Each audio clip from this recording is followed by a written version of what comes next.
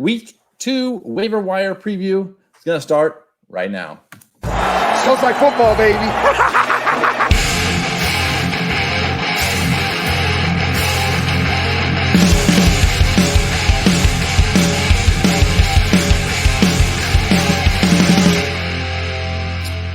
What up, guys? Welcome into the show. Week 1 in the books. We're talking the waiver wire on today's podcast. I'm your host, Kyle, of the Fantasy Football Smackdown. And with me, as always, this season with a little collaboration, Bob from Word on the Streets. Bro, how's it going? It's going good, baby. We got a whole damn week of fantasy football going on. I'm not watching the football game while we're doing this podcast. Don't worry about it. Yeah, we are recording this at halftime of the first Monday night game. Your Broncos will be kicking off here shortly, so the listeners already know how your night went. But fingers crossed, man. I'm hoping you guys can pull out the upset tonight, but we'll see how it goes. Yeah, when you asked me what time I wanted to record it, I definitely wanted to record it during the first game because yes. I didn't want to be using half as many cuss words as I was going to be using during the second game. So yeah, you're a smart man. If it was recording during a Cowboys game, I would be overly distracted. That would not be good. And yes, very much some language that I probably wouldn't want on the podcast. So how did week 1 treat you, man? It was so good to have football back, but how did week 1 treat you overall in fantasy? It all in all treated me pretty good. I'm only in 6 leagues. I toned it down from 14 last season. Probably going to finish 4-2. I'll take that. It's not bad. 66%. Nice. It's fine. It's not fantastic, but it's not bad. And outside of Michael Thomas, I don't think I'm dealing with too much injury, and that one seems to be hopefully on the shorter term side of things. So yeah, and I got people behind him, so I think it's okay. It's okay. That's pretty good, man. I was definitely, obviously excited about the season starting, but I would say usually I'm like jacked up, man. Like I'm like a 12 out of 10, right? This year just felt weird. It was like hard to like draft days were the same. Like August was a great month for drafts and was pumped on those days. But then as it was kind of getting rolling, I'm like, I think I'm more like an 8, like I don't know. But then as soon as like the first kickoff on that Thursday night, man, I was just freaking pumped. And it was so good to have football back and watching Red Zone, watching all the games. But yes. For fantasy, man, it was probably one of the worst weeks I've ever had. I couldn't believe how bad some of my teams looked after just 1 week, but looking forward to changing those to 1-1s after starting the year off with a loss in some of those spots. But it's still early, dude. It is, and we're not going to be breaking down a lot of the news or notes on this show. We're just going to be focused on getting you set for the waiver wire ads for this week. We're going to break down each position. We're going to jump into our top 3 overall ads here in just a moment, but. Bob, you do a little something extra during the week that does recap, give some thoughts on the week as a whole and just a little bit of fun on Tuesday. So why don't you tell people about that? Yes, it does. So for those who don't follow me, at Bob Three Toad on Twitter, at Bob Three Toad Warriors on YouTube. And the reason I mentioned those things is that if you follow me on those sources, you will be able to find that tomorrow or really every Tuesday at 8 p.m. Central Time, people, 8 p.m. Central here in America. I know some of you are in multiple states and countries. I do a Tuesday live stream show, which also replays on Wednesday if you missed it. So that's why you want to subscribe to both feeds so you get our bonus episodes. But it's a good time. I usually have anywhere from 2 to 5, 6 guests on there with me. And during the season, we're just going to be talking about Sunday, talking about the injuries that happened, talking about the players that did good, that did bad, and a little segment that I like to call, Are They a Thing? Was it just a fling? So I named that one up, and you can tell inspired by Sammy Watkins. Isn't every week 1 inspired by Sammy Watkins? Yes. Sponsored by Sammy Watkins. Good deal, man. We'll definitely check out the live stream, guys. If you haven't checked it out already, Bob's been doing it for the last couple months. It's been a lot of fun. I've been on there. I'll probably jump on a couple times this season, but regardless, man, subscribe to both shows so you get those bonus episodes. But let's dive into the top 3 ads. So this is just overall, like your top 3 priorities. And we're gonna, when we're talking waiver wire on this show, we'll highlight some guys that might be a little bit more owned, just in case you're in a shallow league that maybe there's some guys available that shouldn't be. But generally, we're going to use like a 55% ownership threshold. Honestly, when you look at sites, there's sometimes guys that are available even in 15, almost 20% of leagues where you're like, man, are those guys really available? And that probably tells you as well that 15 to 20% of leagues are either not active or super small.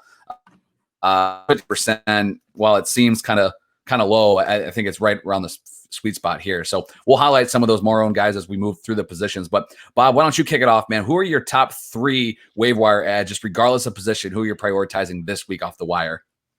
Yeah, so this week, you said regardless of position, a lot of times in the early weeks, you're going to get those running back clarifications. Things are going to happen, injuries are going to happen, things like that. And it's going to make the running backs a good position to target as your priority on the waiver wire.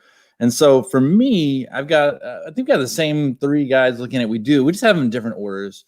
So I've got Nyheim Hines, who's 20% owned, versus Minnesota first, Joshua Kelly second at 13% versus KC, and Malcolm Brown 26% versus Philly. You have Malcolm, then Nyheim Hines, and then Josh Kelly. So you just Malcolm to the front, basically, the line. And I can completely understand why for that. I also have my own reason why not for that. So, gotcha. Yeah, like you mentioned, man, it's running back heavy for me as well. I think we've saw a lot of, I think clarification is a great way to put it. A little bit more insight is on these backfields, some little bit of injury, obviously in the mix there in Indianapolis is Marlon Mack done for the year already. So, man, those Taylor shares are looking mighty fine in their value, no matter where you got them. One note I will make, again, we're recording this in the middle of the first Monday night game, Pittsburgh and the Giants. I haven't seen a lot of James Conner in the second half. And he was kind of struggling as far as finding room to run anyway, was heavily involved, but then was getting his ankle taped up on the sideline. If it comes out that he's going to miss any time, Benny Snell, who's getting a lot of work right now as we speak, yes, he's only 12% owned, man, like 12% owned. That means he's available almost everywhere. I would prioritize him probably just over Josh Kelly. He'd still be my third ad, unless you're in a non-PPR league, then I'd put him in over Nyheim Hines. But I think you're going to be really focused on some running backs. There's plenty of good other receivers as well that we'll get to here soon as we break down each position. But just regardless of position, look for those running backs, Brown, Hines, Kelly, and again, Benny Snell if he's out there and available. So, and I like Hines here. Sorry, my bad. I like Hines here because when there are 3 running backs, it's a little bit tricky, but with 2 and with their quarterback loving to throw to Austin Eckler, also known as Nyheim Hines, it's a great opportunity to work alongside, which isn't bad. And with Malcolm Brown, who's great, and Josh Kelly, you're still looking at 3 back possibility there. Maybe not so much Josh Kelly, but Malcolm Brown.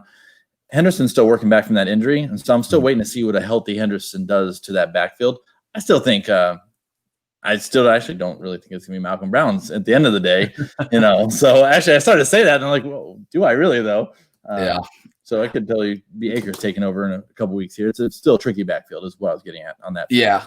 I don't think there's anybody here where like it's a, it's not a slam dunk. Like if we obviously, if Jonathan Taylor wasn't there, right, Marlon Mack goes down. Now we're really prioritizing a, priority handcuff running back. Like Malcolm Brown, I think is somebody that in the short term is going to be the guy. He was getting valuable opportunities down at the goal line. He was on like every third down for them. But Henderson was working his way back. So I don't, I would spend a decent amount on him as far as fab goes. Probably, I would say in the neighborhood of 25, maybe 30% if you really needed somebody. But I don't know if I'm just, laying it all down already out of week 1, knowing that, there could be something else more valuable around in the year. So agreed. Do you want to, I guess we can take a look, man. Let's, before we jump into the positions, let's dive into this week's wager wall recap here. Wait, what'd you say just now, Kyle? Wager wall recap. Oh, you got it on the laptop. There we go. Long time no here. What, 6-9 months since you've gotten to make that beautiful, hideous sound. We all love it. We all know we're waiting for it. Yeah. I know it's horrible. That's why we got to do it here. We got some things in the balance still, as unknowingly I was a little Pittsburgh heavy here. But let's roll through the ones that we had. Ian Thomas versus Chris Herndon. This one was a real barn burner. Neither of these guys scored more than 5 points. Herndon did have some decent production, but lost a fumble. But you took that one home there, man. Ian Thomas not involved as I thought he would be in that low end tight end wager there. Chris Carson versus Devin Singletary. Carson picked up 2 receiving touchdowns. I believe he had 6 catches in that game, 21 fantasy points. Devin Singletary, 7.8 fantasy points. Just didn't find Pater there for the Bills. Are you concerned for Singletary? Zach Moss had a touchdown reception, but are you concerned about Singletary? No, not yet. He's awesome. I love him. I think he's riding that wagon. I think the carries there, they were split pretty even, but Singletary is still at the edge in the receiving game. Yeah.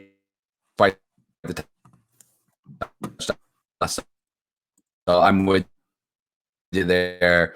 I was wrong on this one, man. Cam looked damn good. 25 fantasy points. Are you buying into Cam now? No, it's 25 points. We're off. 12 of them were on the ground, running it in. Come on, give me a damn break. You think he's gonna do that every damn time? No. He passed for 100. Was it 176 yards? Was it even that? I don't know. Something like that. He only threw the ball 20 times. Yeah.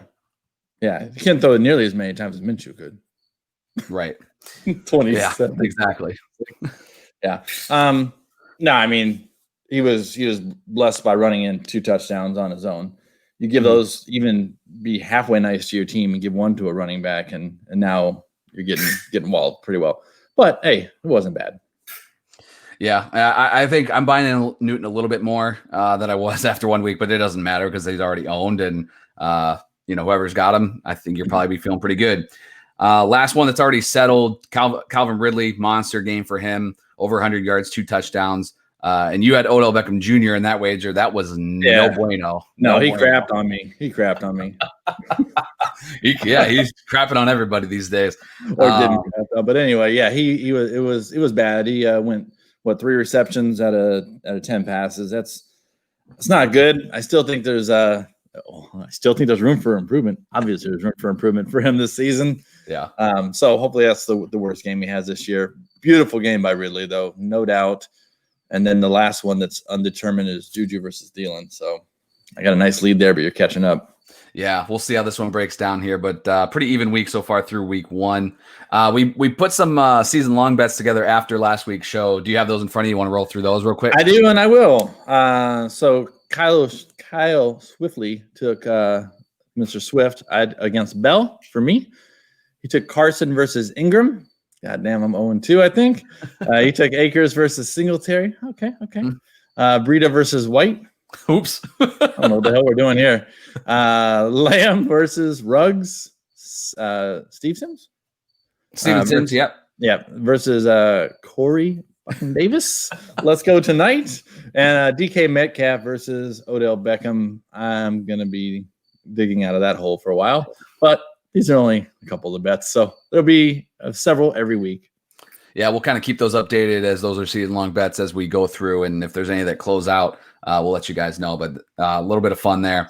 All right, let's dive into the positions here. So, again, we're setting the threshold at 55%. We'll kind of rank our ads at each position, but we'll also highlight some guys that are a little bit more owned here, but might be available in your league. So let's start with the quarterback position here. In the threshold of 55 to 80% owned, so guys that are a little bit more owned in your league that may be available. I'm still high on Jared Goff. He didn't have the touchdowns on Sunday night, but 275 yards. He had 1 touchdown that was called back or called down at the 1. I think those touchdowns are still going to come. The touchdown regression, positive regression, I think is in store for Goff, and he's 68% owned. So if he's out there, he'd be my number 1 quarterback ad still this week. If you're disappointed with who you were having to play in week 1, he would be my go-to. Bob, did you have somebody else here that you think might be a good ad from this kind of range? Yeah. Yep. I'm fine with Goff. The other person I like in that range is going to be Burrow. He's a rookie. He's getting out there on the field. He was loving way too much AJ Green. AJ Green. Wrong color. Right first initials. I started to go OJ Simpson in my head. I'm like, nope. I have a name disease, everyone who's listening. Take it from me. Well, that was real. Y'all just watched it unwind. Yep. If you're watching it on YouTube, you got to see it unwind. All right. So anyway, I think Burrow has a nice rebound week. I think he uses more of his other targets. And they're playing Cincinnati. Yep. Right? Yeah, on Thursday. They're playing, playing Cleveland. Excuse me. They're Cincinnati. Wow. So yeah, Cleveland is good, not great. Their defense isn't bad though, but I don't know. I think they got a good chance to put up some points and have a good game. Burrow does in that range. So there you go. Let's roll into the 55 and under group. These Sounds guys, like an old folks home. these guys aren't seniors yet. They're not getting the early bird special, and they're going to be readily available. So let's break these guys down. We ranked 3 quarterbacks each for the priority heading into week 2 and beyond. Bob, why don't you kick it off, man? Who are your top 3 quarterback priorities? Absolutely. It's Gardner Minshew, one for me, which was my late round target in many a league. And I was happy to have him on my team last week. He plays at Tennessee, which is to be determined whether that's scary or not. It sounds scary on the surface, but we'll see. Number 2 is Trubisky, all the way at 3% owned. That's Sam Malone style. He's playing the New York Giants, which right now have given up 16 points in the first almost half. So not bad. Yep. And he is trying to fight for his job. And he put some dimes out there, so I liked it. And then Derek Carr at New England, 18% owned. And I think he's going to keep growing with those weapons. He has a lot of good weapons out there. So, all right, man. And surprisingly, my list is a little bit different. It is. So this is good to see right out of the gate. I will say on Trubisky real quick, I kind of had him as a deeper league guy. I actually featured him as a deep league target in Waiver Wire sniping article over the weekend. And who knew you could plug and play him in week 1? But he's only 3% owned in Yahoo leagues. He has the Giants next week, like you mentioned. And then after that, he's got at Atlanta, Indy, Tampa Bay, at Carolina, then the Rams. Like his schedule is really solid. So if he can hang on to that job with the Bears, man, I think it's going to be really interesting to see what he could do for fantasy owners. So not a bad streaming ad this week. Mitchell Trubisky. We'll see where he ends up in the ranks as we break down those shows on Thursday and Friday. But my 3 quarterback ads for the week, again, pending tonight's game as we're recording this. Ryan Tannehill, 45% owned. He gets the Jags at home. He's my favorite ad for this week. He has some tough matchups, though, following week 2, as he has the Vikings, the Steelers, and the Bills. So this is kind of a 1-week Band-Aid. So if you're adding Ryan Tannehill, it's for this week only, and then you're still playing the streaming game, I think, after this week. My number 2 ad is Gardner Minshew, who you mentioned. He's only 25% owned. He gets Tennessee, but his matchups actually are kind of like the anti-Tannehill afterwards, because he gets Miami, the Bengals, the Texans, and the Lions the next 4 weeks. So he is going to be your long-term solution. If you're looking for a longer-term solution, I think it's going to be Gardner Minshew. If you're looking for a 1-week spot start, it's Ryan Tannehill. And then kind of in that 1-week spot start is Jimmy G, 52% owned at the Jets. The Jets are the worst team in the NFL. It's ridiculous. Trubisky isn't too far behind Jimmy G, in my opinion, for just week 2. But I would give him the edge. So that's why Jimmy G comes in at number 3. So any thoughts there on Tannehill or Jimmy G for you, man? Yeah, so I have a question for you, and it's around Tannehill, around any Steelers players we bring up later. This is anyone who hasn't played yet. We haven't seen him yet tonight. Yep. So we're putting this out before then. Obviously, people listening to this know, okay, they did pretty well or they did crap. Yep. So you just might want to play that in there as well. That's what I was thinking. Just for anybody who hasn't played. Sure. If you're watching them, you can, okay. They look like they're solid. If you're not watching them, well, then just take our word for it and play them. I think Tannehill and Minshew are pretty close, even for week 2. But I'm going to give Tannehill that edge. If it comes out and Tannehill completely craps the bed, and everyone and people know that by now, then again, I think Minshew is close enough where you can make that flip. And again, factor in that Tannehill is really a 1-week fill-in. I think you're talking about, some really great matchups for Minshew after week 2. I'm not sure how good that Tennessee matchup is if you're just looking for a 1-week start, though. But definitely a good point to make people aware of. We usually will cover drop candidates on this show. We got a few in some of the other sections, but I think at quarterback right now, you're still kind of waiting and see. We spent, even though we had a lot of question marks this offseason, limited reporting, no preseason, don't overreact too much. I think you're kind of still holding tight. The only guy that I was going to put on here was Baker Mayfield because he was bad once again, but he did play Baltimore and he gets Cincy on Thursday night. So, I'd still give him some time unless you're in a 1 QB league and you can make an easy flip. All right, let's move to the running back position here. Again, kind of the more owned group, 55 to 80%. Bob, is there anybody from that group that you kind of want to highlight that people should take a look at just to double check they're not on the wire in their league? Sure. Why don't you go first? I'll go second. I have my guy, but different reasons. James Robinson is 56% owned. He saw all the running back carries for the Jags. He had a catch in that game as well. It's going to be tough because they weren't playing from behind as much in this. They were really in the game the whole time. Minshew didn't have to do a whole lot. He didn't have to just start, drop back chucking it. So Robinson was able to get a 16 carries. I think he should definitely be owned. He's obviously the guy, but just like some of the other guys we talked about, as far as at the top of the show, is that you're still going to have Armstead coming back at some point. Zigbo is on IR, but he could be back week 4. So Robinson, if he keeps this up, man, he still could be the guy. But so again, I'm not blowing all my fab on him, but he should definitely be more than 56% owned. And he would be second on my list here that we're going to dive into in a moment as far as, running back ads, but just I got to keep track of it. And he's just over the threshold. But who you got, man? Mine's a different approach. I don't dislike the Robinson approach at all. I think game script definitely saved him and made him look reasonable. I think if they would have been trailing like the everybody projected they would be, I think it would have been a rougher sled for him, and he wouldn't have had so many carries and wouldn't have got about that 100 yards. Boston Scott. Okay, people say, wait, James Bob. He had a crazy, not great game. Oh, my phone's going crazy because it thought I said Google somehow. Don't know how. Always listening. Yeah, always creeper. So anyway, I'm feeling Boston Scott. Watch his injury, but if he comes back and Sanders is still out, and you just need him for a couple weeks. Rams gave up 136 yards to the Cowboys. Granted, that's a guy called Zeke Elliott on that team. He's kind of good, but I still believe it. He can come back, have a good week for you as a nice flex, and possibly have some standalone value. That whole team sucked this week as a running back team. I think they had 60 yards total or something. Yeah. It was garbage, whatever it was. It was garbage. I wish I had that clip. Garbage. Definitely got to keep an eye on that situation, but I do think you're right. I think he'll have some value even stand alone outside of a Sanders handcuff, and only 57% owned Boston Scott. And he might get rage dropped by some teams. Yes. So keep an eye. Yahoo told me that a couple thousand people dropped him. I'm like, I'm not doing it. I ain't doing it. I'm keeping him. Yep.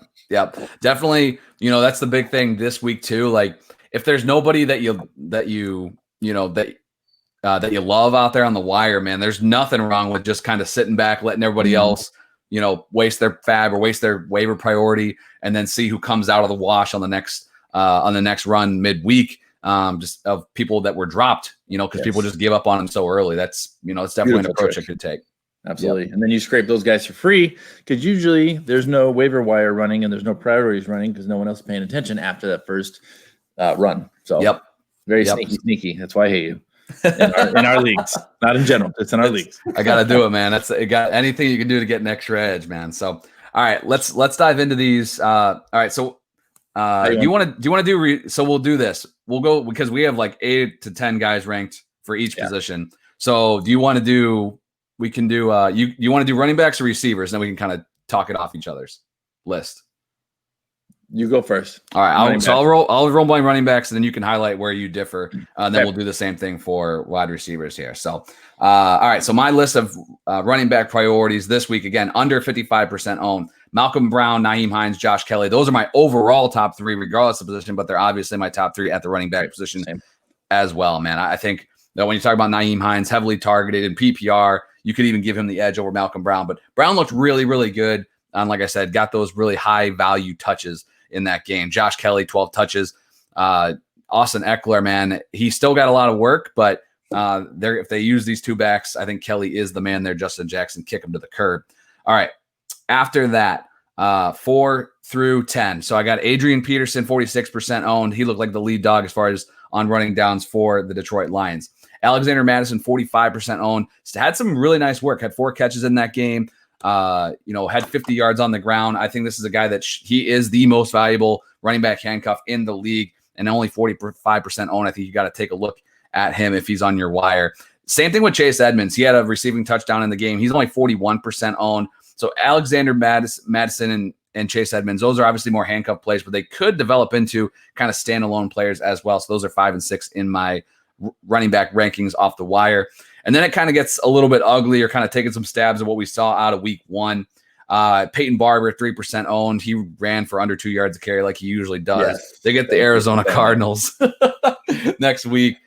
He's the goal line back, though, man. They never gave Gibson any goal line work in that game, so as frustrating as it is, if you want to go for the touchdown glory, Peyton Barber, 3% owned. Jerick McKinnon, 11% owned, had a receiving touchdown in that game for the 49ers. His first game back in 2 years.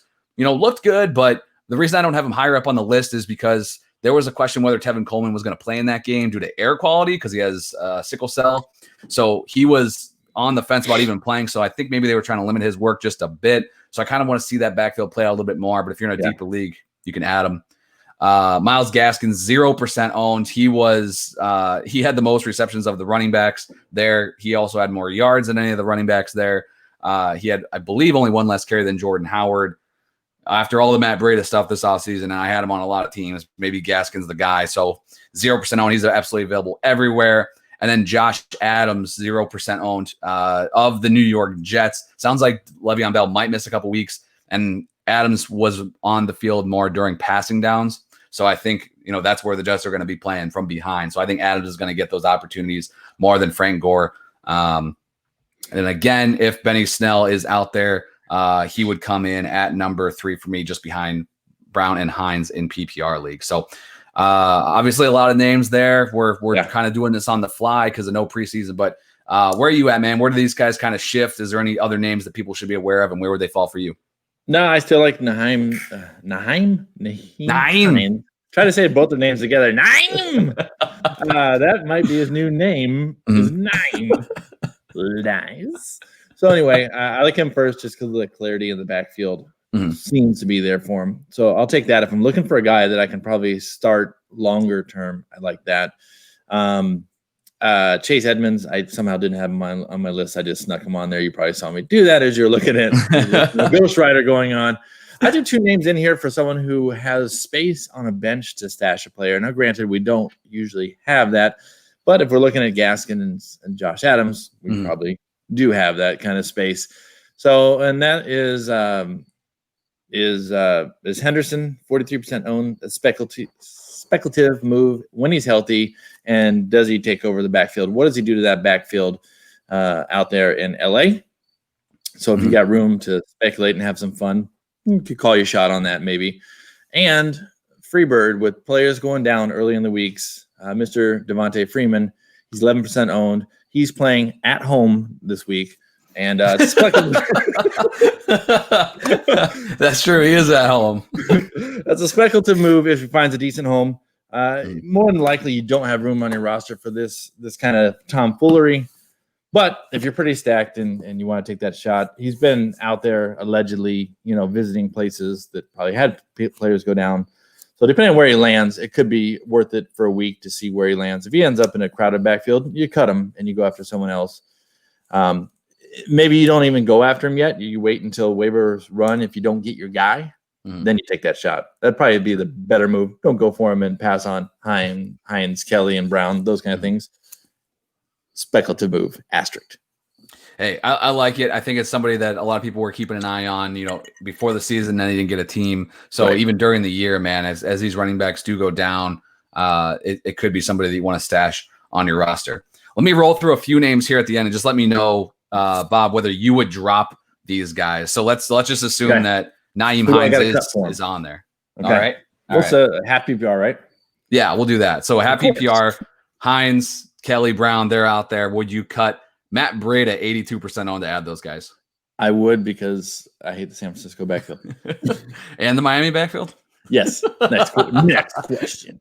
Kerryon Johnson, 71% owned, seemed to be third in the pecking order in Detroit.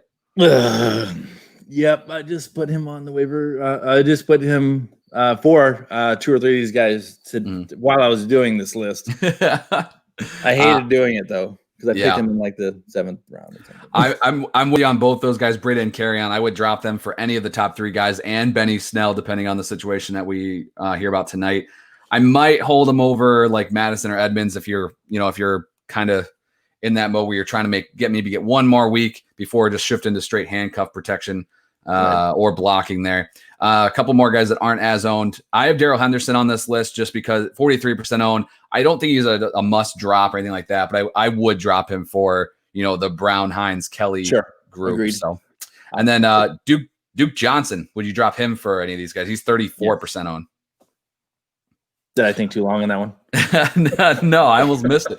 Again, Duke Johnson owned in more leagues than Naeem Hines, Josh Kelly, Malcolm Brown. So you got to drop him, I think, for those players. Duke could be out this week. He's already nicked up. And David Johnson looks pretty good. So when you drafted Duke Johnson, you were probably banking on the fact that maybe the other DJ didn't look so hot. But I think he looked good enough, man. So I think you can drop Duke without any issues there. Yep. All right. Anything else on the running back position, man? Feel pretty good about that. Kind of mentioned, I didn't want to, drop the guy because I drafted him in the 7th round. Mm-hmm. That is important, but it's not that important. Yeah. Once you leave the draft, their draft capital is not worth nearly as much unless you're trying to sell them to someone else. Then it's worth a lot. You can try to spin that for sure. I'm with you, man. I do usually lean on the side of like, man, I want to play this out a little bit more 1 week. Let's not overreact. Yes. But I think this year is just a little bit different because we're getting insights into these situations and how these touches are being divvied out and things like that. We're getting this for the first time. We didn't have the benefit of any preseason or deep reporting. Like even reporters were limited in what they could do, see, and had access to. So I don't mind being a little bit more reactive this year. Obviously, like with the injury in Indy, you have to be, right, because that's cut and dry. But on some of these backfields, I don't mind trying to see how it plays out and not just rage dropping these guys for somebody that shouldn't be on your roster. So there you go. All right, wide receivers. The over 55% owned, but under 80%. So these guys could be available in your leagues, but maybe not. So we got Jameson Crowder. Bob, you and I both obviously highlighted this guy. I mean, he's Irish whiskey. The Irish whiskey. Jameson Crowder. I'm drinking Jim Beam, so I was gonna say it's whiskey nonetheless. So Crowder to you. The Irish whiskey, man. 76% owned, heavily targeted in that game for the Jets. They were playing from behind. He had a long touchdown run. Can't always count on that, but the targets were there. So I think that's something that you can count on for Jameson Crowder. And if for some reason he's out there, he would be the top wide receiver ad for me. Henry Ruggs flashed a little bit, dealt with a little bit of an injury, 72% owned. I don't think he's a must add necessarily, but he would be near the top of this list for me as well. Was there anybody else that you had from the over 55% group? Yep, there was a couple. Crowder, I love Crowder and Herndon from the Jets, and then I don't want to touch anyone else on the team just because they're going to get the targets because they're going to get the targets. Mm-hmm. They need some more yards, they need some touchdowns, some stuff like that. Crowder got his, Herndon did not, but so I love them. Ruggs, love it. If you miss on those guys and you're looking for another highly owned guy, Sanders could be sneaky for a week or 2 or 3 or 4, depending on what happens with Thomas's high ankle sprain. If he is playing fully, maybe it's not as big a deal, but maybe he still has a good game. If he's out for a week to 3 weeks, it could be very big for Sanders. So that's why I was looking that way as a little sneaky move in that higher owned percentage area. Yeah, 74% own Emmanuel Sanders. Go out and grab him. I did see some snap breakdowns that Tre'Quan Smith was on the field a little bit more, but yes, he did. Don't. It's only by like 3%, 4%. Don't bother yourself with that. Yeah, it's fine. Sanders still saw more targets, got a touchdown in his first game with the Saints. I don't mind that. I was down on Sanders throughout the offseason, but as we're talking about Michael Thomas's potential injury, maybe missing time, maybe be limited. He's got to be on some rosters now. So I'm with you on that. Great call. All right. The under 55. Why don't you take it away, man? Who are the wide receivers we're going to be looking at this week? I'll take it away here. I know we have some similar names and some different names, which will make a nice list for you guys here. So don't overreact, people. Don't overreact, people. But he's on a damn good offense. He saw 9 targets, and he's playing the Chargers next week. I don't know if I need to say more than that. That's Sammy Watkins at 49% owned. Whoa, that was very Sethish. Yeah, dancing with the devil there with you picking up Sammy Watkins, but I get it. Sammy Watkins and the yes, absolutely. Okay, so I dropped it. Y'all want to take it, pick it up. You don't, move on to the next guy, and that's Preston Williams at 38% owned. He plays Buffalo. He got 7 targets last week. So one thing I look at, especially early in the season, is how many targets do they get? Now, only on 1 week, it's small. Like we're taking some knee-jerk reactions here. So you want to look at week 1, week 2, week 3. By week 2, you're getting some good ideas of what teams are looking to do with their players. And by week 3, you're starting to see some trends. So we'll be a little more concrete, especially without seeing preseason. But for right now, I'm looking at targets and who got them. That's important to me personally. So Preston Williams, 38% owned versus Buffalo, got seven targets. And Devontae Parker, got the name myself. Thank you. There we go. Took a couple snaps, though. Is dealing with some injuries, so that could be even more beneficial for the second-year player. Jalen Reagor, 39%. Only saw 4 targets coming back from injury. I think they were just slow playing him a little. They should have been big playing him because they lost, but whatever. But he's playing the Rams, and it's the Rams. Yeah. All right, Robbie Anderson, 31% owned. This is a guy that I've loved for years. That if you want to have those big boom games, he's a guy to go after. And he saw 8 targets. That's a lot for a boom type player that can catch a ball and go for 75 yards. Not sometimes, all the time. Like, it's like his thing. So, and he did it on Sunday, man. And he did it on Sunday, and he's playing Tampa Bay, which should do their own work, putting up some points. And TB12 is going to be whining and pissed that he lost, and he took a little heat from his coach, and he's down 1 game to his old coach. So, he's got some stuff to prove still. So there you go. There's that. Paris Campbell, 22% owned against Minnesota, saw 9 targets. I dig it. You're not going to argue with 9 targets. Mike Williams, 46% owned versus KC. Woo! I saw 9 targets last week. All right, so this is what annoys me. Austin Eckler didn't see the targets. Yep. That I wish he would have. I'm with you there. My ownership was definitely hurting there. And he went deep so many more times than I think anyone thought Taylor would do. But he's going to have to do it again against KC, I think, because KC isn't going to let off. So anyway, Russell. So next up, number 7, Russell Gage. He is skim milk. I didn't know what the hell this was in the I asked you before this. I had to ask you before the show. He's skim milk. 2% owned, bro. 2% owned. Skim milk. That's how it was called in high school.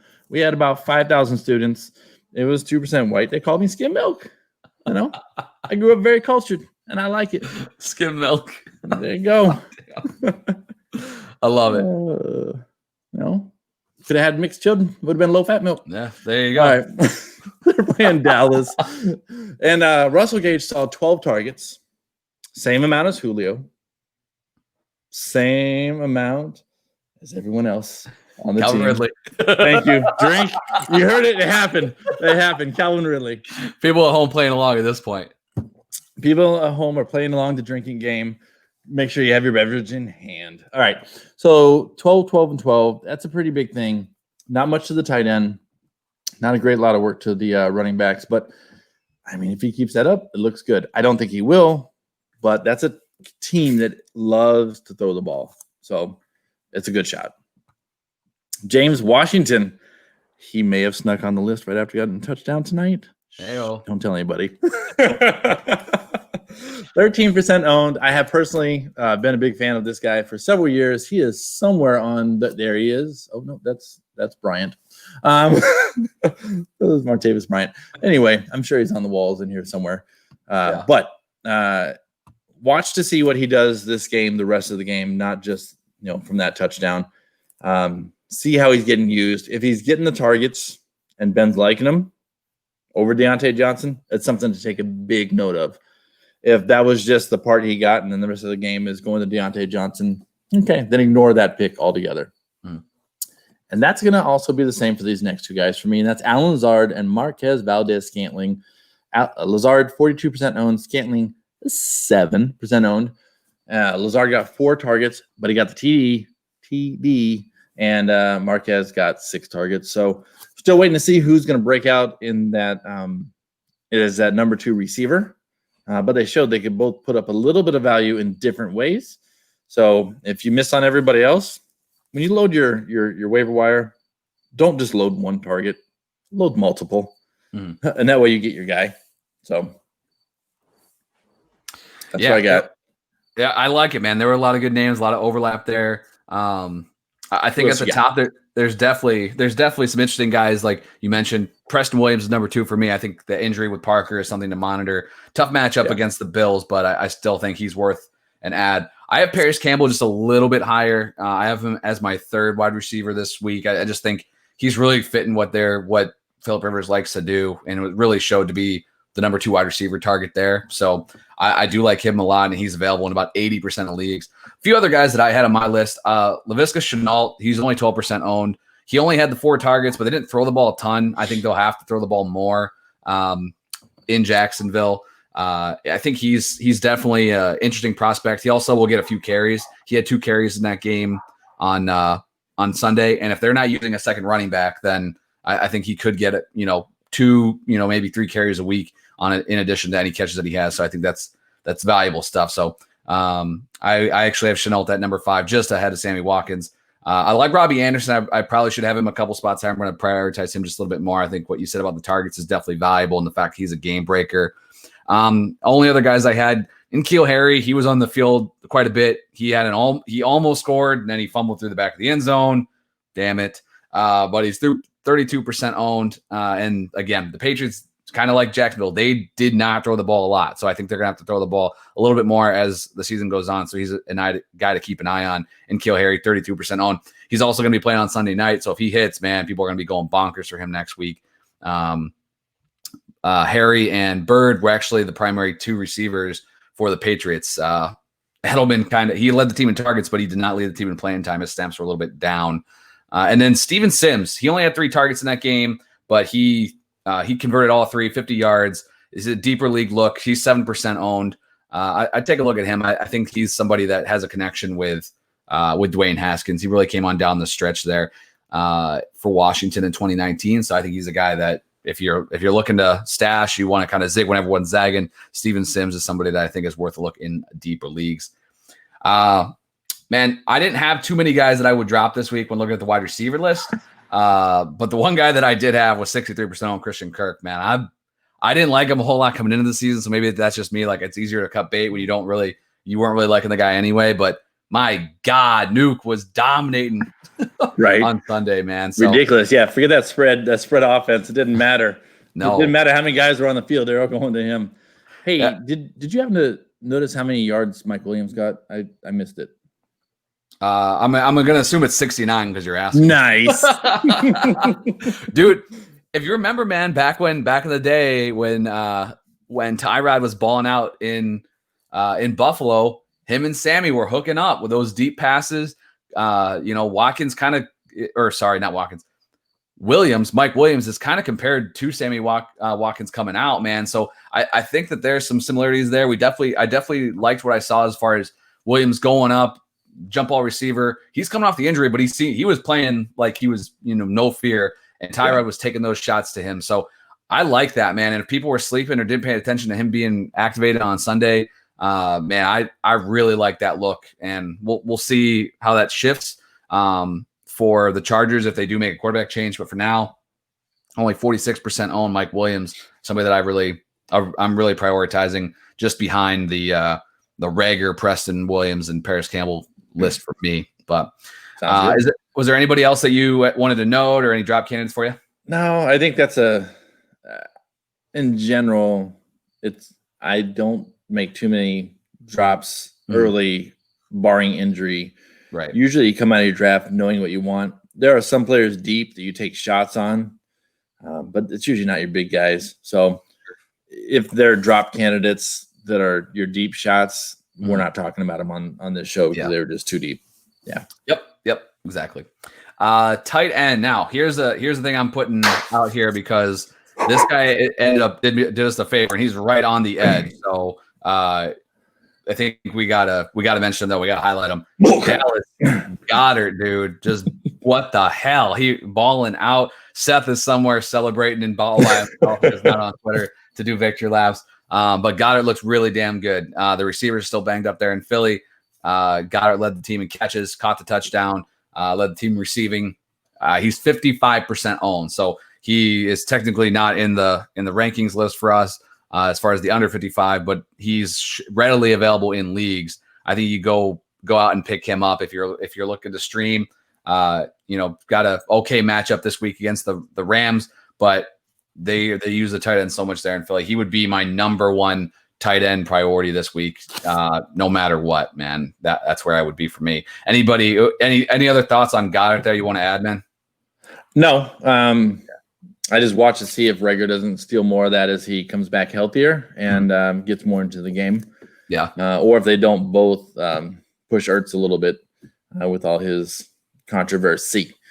So, and if you have George Kittle, you usually might not be thinking about looking at the tight end position. That's kind of why you drafted him around 2 or 3, so you don't have to pay attention all year. He came out of that game a little bit banged up on Sunday. Yes. He did return in the second half, but he didn't have any stats as far as receptions or targets. And there's some question marks whether he's going to be set to go for week 2. So there's going to be a lot of people running for Goddard. We also could get Gesicki on there. We won't forget him at 77%. Yeah, I think if which I don't. Go ahead. I don't know how much he's really available. I found him in a couple leagues. I was just kind of looking around in a little 10-teamer. I found him in there in a couple other spots, but at 77 gets a little tough. Yeah, and if he might get drafted because he didn't score a touchdown, right? World of a tight end. But and he has a tough matchup against the Bills. But if Parker's out, then I don't mind taking the shot on Gesicki. He would be like my number 2 tight end target this week behind Goddard. If I was looking for a streamer or injury fill in there, whether you had Kittle or rest in peace, like Jarwin. So, woof, damn. All right, why don't you roll through your list, man, of the under 55s? Sure. My under 55s were the target hogs. So, surprise, surprise, surprise! Out there in Tampa Bay, we had OJ Howard, 17% owned. He's going against Carolina next week. You can't argue with that. And he had 6 targets. I don't know how to spell targets because there's a red line underneath my word. Okay. So he autocorrect. There we go. So he had 6 targets, and that decoy scenario, people were afraid of Gronk. I think it might be a real thing, but he got the work. He got got the work. So we'll see if that keeps up. Go ahead. And the touchdown. And the touchdown. I was about to say it, and then I questioned myself for a second as I went to say it, and I'm like, no, I swear I got it. So that's why I backed down on it. I figure that's where you're going. All good, man. I like the call. All right. So next guy did not get the touchdown, but he got 7 targets, or 7 receptions. I think he got both 7 targets and 7 receptions. Yeah, I think he was 6 or 7 receptions for. Yeah. And that's Chris Herndon at 52% owned. He's going against San Francisco, which is a little scary, but they got to throw to somebody, and they got nobody. So I can see him continuing to get the targets. If you're in a full PPR, I like it. If you're in a half PPR, I'm okay with it. And if you're in a standard, stay away from it. That's my recommendation there. But gotcha. If you're in a full PPR, I'm all over him there. And then Logan Thomas, I think he's on both of our lists, as was Herndon. At Arizona, 8 targets. We don't know that Arizona is going to be the gift that they were last year. We don't know anybody's going to be the gift they were last year, but we'll put that down after a couple weeks here. But there's some opportunity for him here. He got 8 targets, and I like it a lot. And then this one should be in the over 55 group, and that's Jimmy Graham. Not because he should be over 55% owned, but is he not over 55 years old? He's been around. Can we see a license? He's 5% owned, which is not a surprise. Everybody's like, he's washed up, and maybe he is, but he got 7 targets. He made it happen. He's playing the Giants, which right now are looking like a pretty cake matchup. 19-10 for those who are paying attention in the fourth quarter. We got to get this show over. I could get my Broncos on. Yeah. So that's what I got. Who do you got? I like it, man. I have obviously again, I think all these guys are behind Goddard for all of us. For him, he is really the only other target there right now for Sam Darnold, so I got him at 2. Logan Thomas at 3. The other 2 guys I liked, Jack Doyle, 26% owned. He kind of did his normal thing, but again, kind of for what Rivers is going to be doing, those short area targets. Against Minnesota this next week isn't a great matchup, but if you're looking for a tight end add, like maybe to pivot even from like Ian Thomas, Jack Doyle, 26% owned. And then I put on here Jordan Reed. He's only 2% owned. He is now with the San Francisco 49ers, in case anybody missed it. reunited with Kyle Shanahan, who was his OC in Washington back when Jordan Reed was good. I'm not necessarily adding him because I expect him to have standalone value or anything like that. It's purely the George Kittle speculation. If you have Kittle and you don't want to mess around with any of these other guys, or you'd rather just have a straight, safety valve, don't mind adding Jordan Reed. And if Kittle's out, I could just plug Reed in. They're playing the Jets on Sundays in week 2. So only 2% onlys out there everywhere. If you want to take a look at them, I don't mind taking the stab.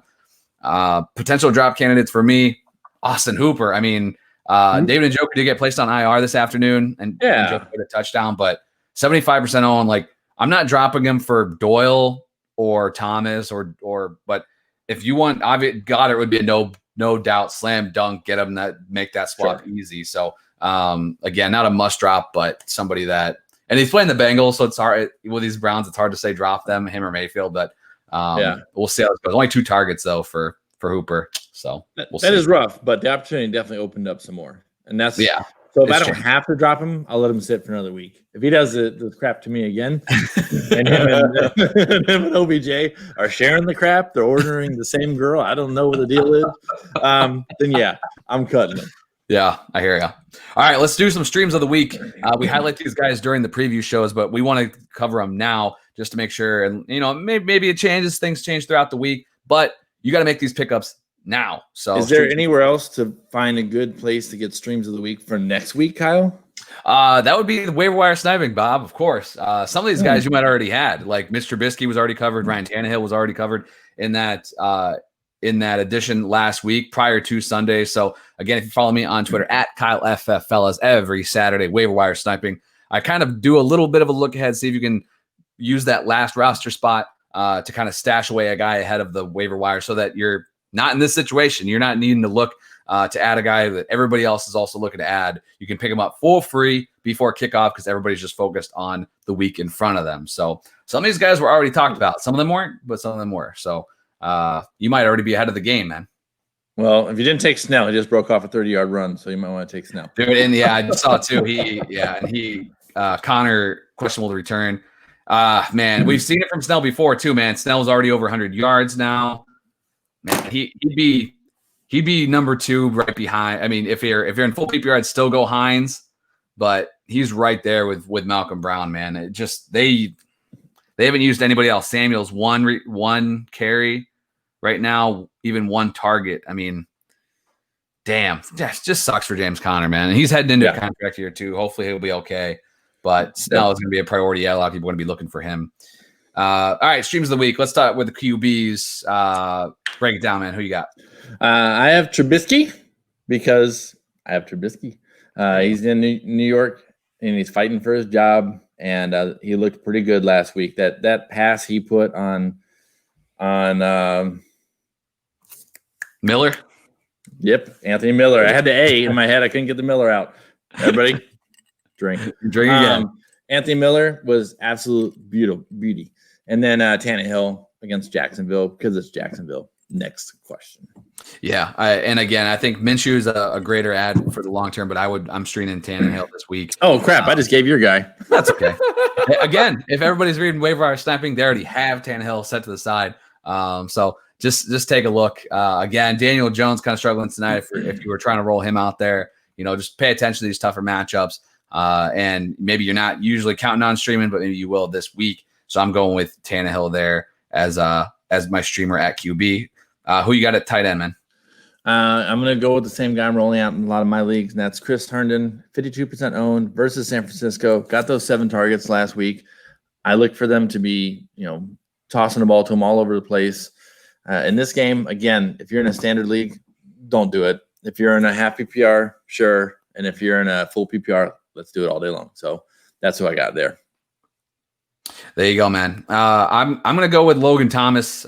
He's got a fantastic matchup against the Arizona Cardinals, who, like we mentioned last year, man, they gave up a ton of production to that position.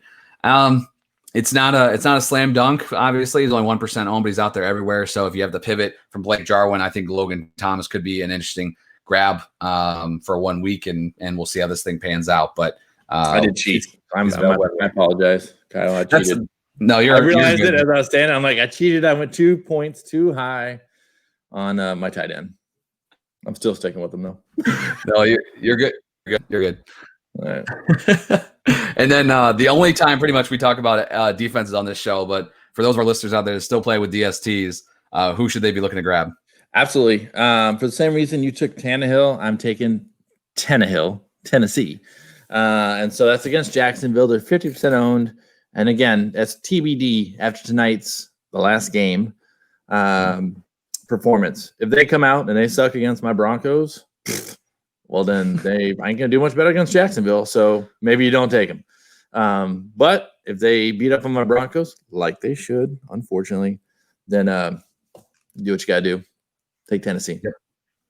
And 9% owned Cleveland Browns. Of course, nobody picked them up because they were playing the Baltimore Ravens week 1. So pivot, slide over. Now they're playing the Cincinnati Bengals on Thursday night. Grab them now. The Browns would be my streaming DST of the week. So if you were rolling with like the Chargers, you make that switch right now because there's no way you're playing the Chargers versus KC. So keep an eye. 2 great options, though, available for week 2. And Bob, I think that does it, man. Our first Waiver Wire show collaboration. This is fun, man. Good stuff. Damn good stuff. I'm looking forward now to putting in all these waiver claims and all these leagues with you, and we both know exactly what we're thinking. So this is gonna be a fun season. oh yeah, you are correct. Because I've never listened to your show before. Yeah, I know. Now you know. Now you're gonna know how it feels, man. It's tough, but.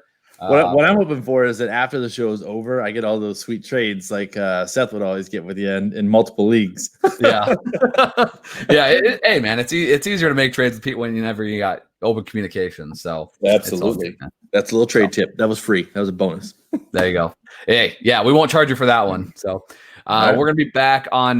We'll be back collaborating on Thursday and Friday with a week 2 preview. And Bob, one more time, take us out with reminding people about the live stream. Absolutely. I will be back. That's why you subscribe to both feeds. I will be back on tomorrow night, which won't be on the feed. I just tricked you there. But on Twitter and on YouTube for the live stream, which will replay on Wednesday in between the shows. That's really what I was getting at there. And we're going to cover the reactions from the week and are they a thing or was it just a fling? So that's what we've got there for the show. I can be found at Bob's Three Toad on Twitter and Bob's Three Toad Warriors on YouTube. But until next weekend, don't forget to hit the waiver wire, set your lineups, and dominate your opponents. Till then, see ya.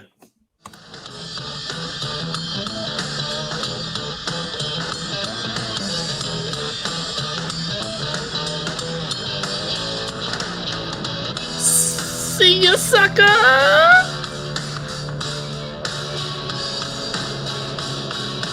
Bye.